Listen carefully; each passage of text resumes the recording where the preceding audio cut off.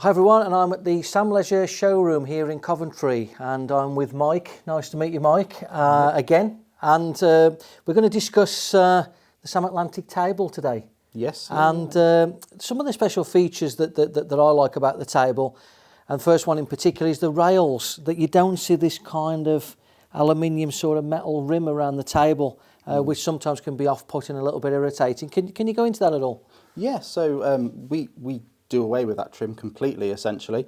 The reason for that is partly because of the proactive cushion system that's used on the table. Okay. The way that system works is that the cushions themselves are completely flush with the top rail, so that trim really is there as a bit of a mask if there's any inconsistencies in height. So because ours are perfectly flush, you can just do without that trim completely. Yeah, and from a player's point of view, sometimes when you're queuing across that, it can be irritating, the noise, a bit off-putting, and of course it's in the way as well. So it's a lot nicer to have that flush top rail. Yeah, no, it is a really good feature. Continuing on with the rails as well, like the idea of this sort of consistent bounce that you tend to find when you're playing doubles or you're playing positional shots, and not getting that kind of like duff noise, a bit like that thuddy type noise. Again, is there something that you can tell us about that? Yeah. So that is purely really down to the proactive cushion system and the fact that we don't have like an MDF wooden top rail here. You've got an extruded aluminium top rail, so it's lighter, but it's also it's heavier duty, heavier wear. Got a bit of a cross section here, to be fair, Mick, so I can kind of show you. Yeah. So this is the aluminium extrusion there, and this is your cushion here. Put that upside down there to kind of put the point across. But on traditional English pool tables, the cushions are normally attached by 3 bolts, essentially 3 screws, 3 bolts there, which means that you get really tight sections and a bit looser sections down a cushion. Yeah. The proactive cushion system is essentially the cushion is clamped instead of being bolted on. It's clamped all the way down the whole length of the cushion, which means that it's got the same tightness, essentially the same tightness all the way down that cushion. So if you hit the ball anywhere on that cushion, it will give you the exact same response.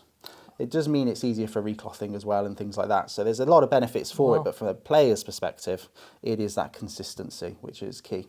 Right, superb. And in terms of the pocket liners, a lot of the time you see this kind of elevated pocket that comes up, and sometimes you're queuing across it, and it makes it a little bit awkward, and the shot's difficult in itself, queuing off the rail without having to elevate your cue to kind of queue over the plastic effectively. Is there something that you could enlighten us with that? Yeah. So the pocket liners themselves have been designed specifically for this table. They're not generic in any way. They're just for the Sam Atlantic table. So yeah, you're right. The profile is lower, which definitely helps from the playing perspective. Yeah. Instead of rubber, it's also a really tough vinyl as well.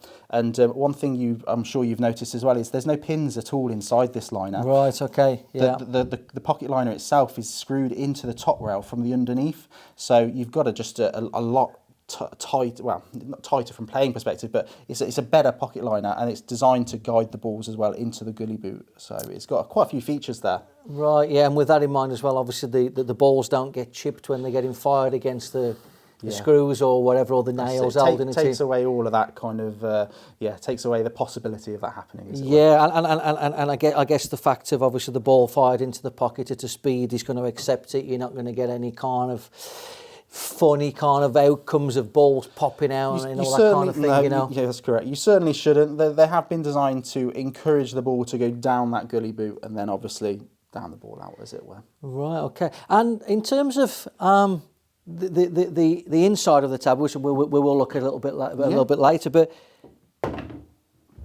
very little noise. What's going on inside there? As I said, we will look a little bit more, but can you just give us 100%, mate. So inside the table, it's got noise reducing systems. So everything, one key feature is everything is just a lot more robust. Everything's it's tight. There's no bagginess to it, so there's less vibrations. But it's also got that silent system basically inside. So any area that would make noise, particularly like the central ball run, in this case is carpeted, it's foamed, it's not noise reduced. It's just it subdues that noise, as it were. So it's a lot nicer to play on. Worth adding at probably this point, this is the champion version of the Atlantic, which is the home version. Thus, you've got these features because obviously in a home setting, you don't necessarily want to hear every ball travel. Absolutely. Yeah, great. Exterior. So the outside of the table looks fantastic in my view. The maintenance of it. So as I understand it is that if somebody kicks the table after missing a ball, or somebody runs the hoover into it and dents the side, or whatever it may be, so you can actually just replace each section, is it? Yeah, 100%. Yeah. So the table itself is, so this is the Champion one. It's worked off the traditional Atlantic, which is a commercial table. So we're taking a lot of features from those commercial tables into the home setting in this table in particular. So what you're going to see from that is you've got a very hard-wearing table. Finish is hard-wearing, structurally very hard-wearing. But you're correct. It's got the backing of a decent spares market, as it were, within ourselves. So if anything did get damaged, we carry spares. You'd run it like a car, essentially. Okay, if something something is damaged, you can just replace that one part. You don't need to just leave it be and eventually think, I'm going to buy a new table. So there you go, folks. You don't have to throw the old table away if it gets hit by the hoover by the wife. Yeah, fantastic. And in terms of the colours, different colours, I would assume, and a different kind of... Oh, 100%. Yeah, you've got the ability to customise this table, so you've got a lot of finishes to choose from. They're hard-wearing Formica finishes, like I just mentioned, so there's no differentiate between, one's not lasting as long and things like that. They're all a very high standard finish. And then you've got the cloth colour, which of course you choose as the purchaser, and then also the pocket liner colours can be chosen as well. The plastic extrusion ends that you'll see on the corners of the table, they tend to be chosen depending on the finish that you choose. So if it's a light finish, they tend to go with the grey. If it's a dark finish, they tend to go black. But all of these things can be normally just customised. So effectively a mix and match to your own. Yeah, 100%. That's it. Your own requirements. It's got to fit into your or the buyer's household, as it were. So they're the best judges to be to decide what would look right in the room. Excellent. Something that really caught my eye, which I like, is the little placement area, for want of a better word, for the triangle. The triangle forever being kicked under the table, trodden on. Yeah. You can't wrap the balls up properly because the plastic triangle just is no longer in shape, which is very frustrating, obviously, for a player not to be able to wrap the balls properly because the triangle's gone out of shape. Can you tell us a bit more about that, and whose idea was it as much as anything? Well, that one there, so that is something that's carried over from those commercial tables. So when the commercial tables have been designed, I can't take the credit for that. That was our guys in the factory who did that. Yeah. So they designed the whole table from basically from the angle. It's not necessarily purely about aesthetics. It's about functionality and how it works in a commercial setting. So what you've just said there is a bigger issue in a commercial setting where they've got lots of tables and triangles go missing. So having that cubby hole for it just means that everyone knows where to put it. That feature has been brought over with the rest of the positive and good features about the Atlantic into the Atlantic Champions. So yeah, that's joined as well. And you're right, it is a very good feature because it just gives you somewhere to put the triangle. You're not putting it in the ball out section, and it's not just getting rattled by the balls and eventually dropping out on the floor. Absolutely. The structure of the table, so it's a lot heavier in terms of you talked about the robust thing. It does feel. It feels kind of a really good quality, the weight of it. And with that said, can you tell us a little bit about the slate and the levelling mechanisms to a table? Obviously, sometimes you get your mate to hold the other end of the table up, and your back's gone after the time you've done it, and it can take forever to level a table. Where sometimes you never even get it right because you're just fed up with it and you just give up.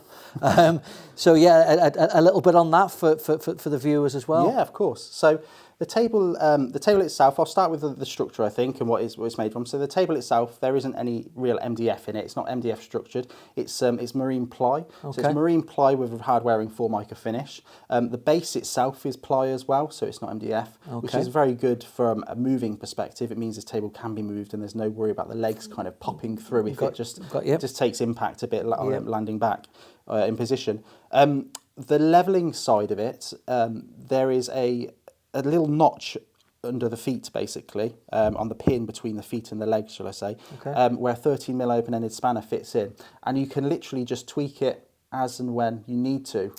It's really a one-man job. You don't need anyone lifting it. And you can get rid of all those beer mats that you've been collecting as well. No beer mats and no bad backs. No, that's it.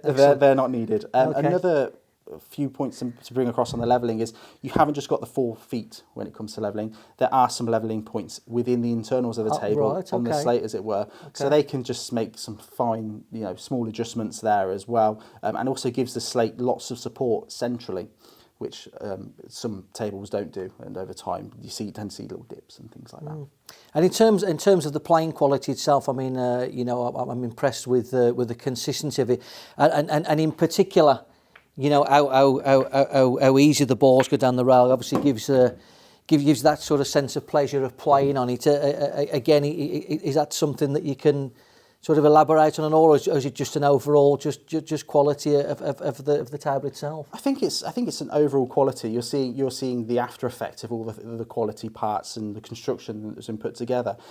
One thing that's probably worth mentioning, which is helping with this as well, is with the proactive cushion system, going back to the beginning there, with the proactive cushion system being very good on your ball response and the consistency of that, the top rail is actually clamped to the slate. So the slate isn't just sitting in the table with the top rail clamped over it to the cabinet. So you've got a top rail that's then clamped to the slate, and then the top rail and slate, which at this point are clamped together, are then clamped to the cabinet. So there's no bagginess, there's no room for movement. It's all very, it's very tight, and that gives you really nice responses. It just makes it play and feel like a really solid object. And I think that what you're seeing here, or what you're pointing out, shall I say, is the end result of all these things added up together, if that makes sense. Yeah, I mean, certainly one of the questions I get asked a lot is, is like rail potting and all these different things. And primarily, I mean, what makes a rail pot easier is the speed it's played at. But of course, if the equipment doesn't lend itself for you to play the shot, slowly and it's rolling off and everything else, then of course, you're riding into nothing, having to hit the ball firmer. And just the fact that you can level it so easily, I feel, just makes it... just makes the overall play just that a nicer experience. And in terms of the size, so 6 foot, 7 foot, 8 foot, is it? We stick to the traditional English sizes when it comes to this table. So it's only available in 6 and 7 foot English size. It's tournament spec essentially. So your 7 foot is tournament spec. It's played in some tournament finals and competitions within the UK. They haven't tried to change the wheel there, to be fair. They're following the tournament spec, so you don't really have to worry about anything like that. It's it's kind of as it should be, if that makes sense. Yeah. Just to pick up on a point that you said a bit earlier about the idea that the cushions are effectively is clamped to the slate.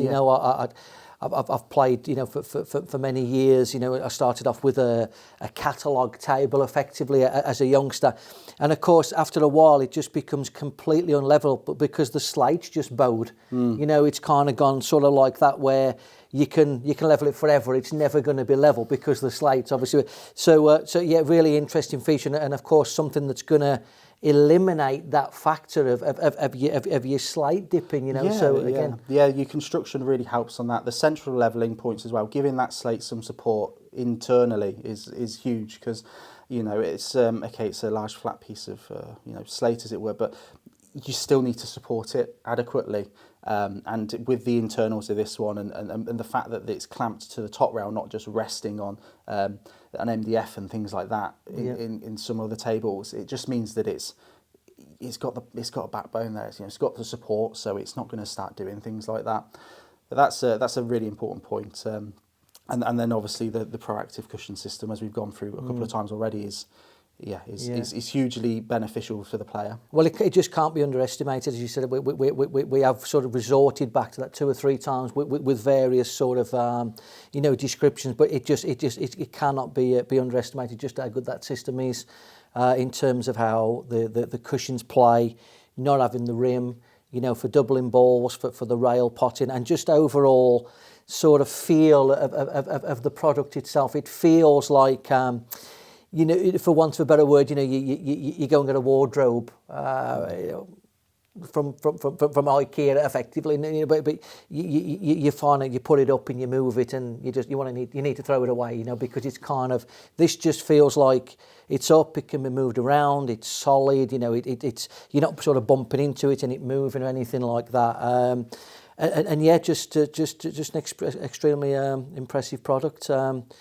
Thanks for your time, Mike. Great description of the table, and it was good to meet you. Yeah, you too, Mick. Cheers, mate.